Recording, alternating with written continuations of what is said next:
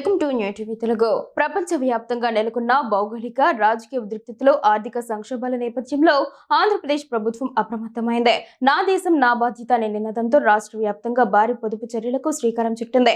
ముఖ్యమంత్రి అధ్యక్షతన జరిగిన కేబినెట్ సమావేశంలో ఈ మేరకు కీలక నిర్ణయాలు తీసుకున్నట్లు మంత్రి కొలుసు పార్థసారథి వెల్లడించారు. వాహనాల సంఖ్యను గణనీయంగా తగ్గించుకోవాలని సూచించారు. అనవసర విదేశీ పర్యటనలు పూర్తిగా రద్దు చేసుకోవాలన్నారు.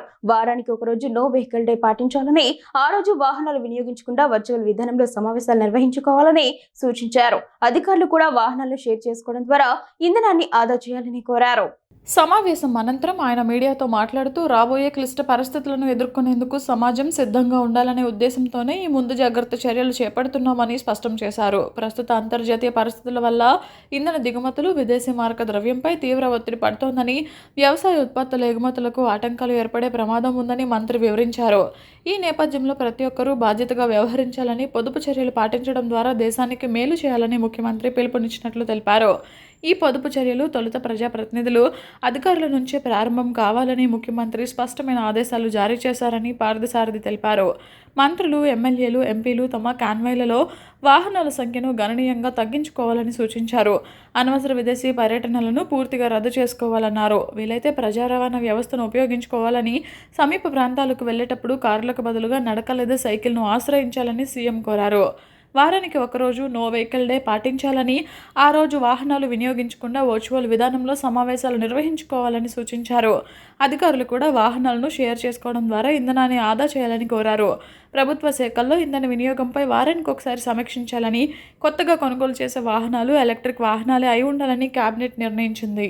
వ్యాప్త అనిశ్చితులు మరియు సప్లై చైన్ అంతరాయాల నేపథ్యంలో వనరుల సంరక్షణ మరియు స్వావలంబన కోసం రాష్ట్ర కార్యాచరణ ప్రణాళికకు మంత్రిమండలి ఆమోదం తెలిపింది. గౌరవనీయ ప్రధానమంత్రి నేషనల్ ఫస్ట్ పిలుపుకు అనుగుణంగా ఈ ప్రణాళిక రూపొందబడింది. అంటే ఏంటంటే, ఇందాక నేను మీ అందరూ కూడా చెప్పాను, నేను ఖర్చు తగ్గించుకోవటానికి మనందరం కూడా ప్రజాప్రతినిధుల దగ్గర నుండి, మంత్రుల దగ్గర నుండి, ఉన్నతాధికారుల దగ్గర నుంచి ఈ పొదుపును పాటించాలని చెప్పేసి చెప్పడం జరిగింది. అదేవిధంగా ఈ కాన్వాయిలు తగ్గించుకోవటం కానీ, లేకపోతే ఈవీ వెహికల్స్ వాడటం కానివ్వండి, లేదా వాకింగ్, సైక్లింగ్ మెథడ్స్తో వారి ప్రయాణ అవసరాలను తీసుకోవటం కానివ్వండి, అదేవిధంగా ఈవీ స్టేషన్స్ని సాధ్యమైనంత వరకు ఎక్కువగా ఏర్పాటు చేయడానికి తక్కువ సమయంలో, ఏదో 5-6 సంవత్సరాల్లో లేదా 2-3 సంవత్సరాలు కాకుండా ఇమీడియట్ ఎంత ఎక్కువగా ఈవీ స్టేషన్స్ పెట్టగలిగితే అంతమంది పెట్టమని చెప్పేసి, అదేవిధంగా ఆర్టీసీని కూడా ఏదైతే ఆల్రెడీ ప్రోగ్రామ్ ఉందో ఈవీ బస్సెస్ని ప్రొక్యూర్ చేయాలని, దాన్ని ఇంకొంచెం అడ్వాన్స్ చేయమని చెప్పేసి సూచనలు చేయడం జరిగింది. అంతేకాకుండా సూర్యఘర్, తర్వాత కుసుమ్ ఏదైతే ఉందో ఇంకా ఎక్కువగా, ఇంకా టార్గెట్స్ని తొందరగా అచీవ్ అయ్యే విధంగా కూడా చర్యలు తీసుకోవటం జరిగిందని చెప్పేసి మనం చేస్తాను. ఏంటంటే దీని యొక్క ముఖ్య ఉద్దేశం ఏంటంటే, ఈ ఇంపోర్టెడ్ ఫ్యూయల్స్ ఏదైతే ఉన్నాయో, పెట్రోల్, డీజిల్, గ్యాస్, వీటి వినియోగాన్ని తగ్గించి మనం రెన్యూవబుల్ ఎనర్జీని ఇక్కడ డెవలప్ చేసుకుని మన స్వావలంబన కోసం, సెల్ఫ్ రిలయన్స్ కోసం ప్రయత్నం చేయాలనేది దీని యొక్క ఆలోచన చెప్పేసి మనం చేస్తాను. ఎక్కడ కూడా ప్యానిక్ పర్చేజెస్ కోసం వెళ్ళాల్సిన అవసరం లేదు. ప్రభుత్వం అన్ని విధాలకు కూడా సంసిద్ధంగా ఉంది. కాకపోతే ఏదైనా క్రైసిస్ వచ్చినా కూడా ఇటువంటి చర్యలు తీసుకోవడం ద్వారా క్రైసిస్ ఎఫెక్ట్ మన మీద లేకోకుండా ప్రజలందరూ కూడా సౌకర్యవంతంగా ఉండొచ్చనే ఉద్దేశంతో ఈ ఏదైతే కార్యాచరణ ప్రణాళిక ఏదైతే ఇచ్చిందో దాన్ని ఆమోదించడం జరిగిందని చెప్పేసి మనం చేస్తాను.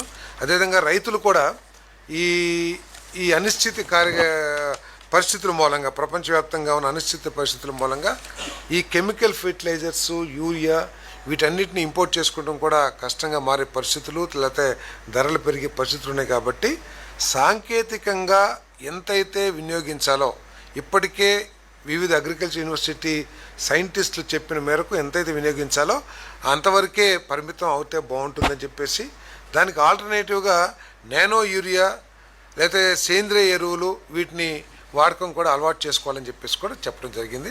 అదేవిధంగా ఫారిన్ ట్రిప్స్ ఇవన్నీ కూడా తగ్గించుకోవాలని చెప్పేసి కూడా మనం చేశారు. మంత్రులు, ఉన్నతాధికారులు కూడా ఈ కాన్వాయిలు తగ్గించుకుని, అదేవిధంగా మీటింగ్స్ ఉంటే వర్చువల్ మీటింగ్స్ ఏర్పాటు చేసుకుంటాం, ఇవన్నీ కూడా చూడమని చెప్పారు.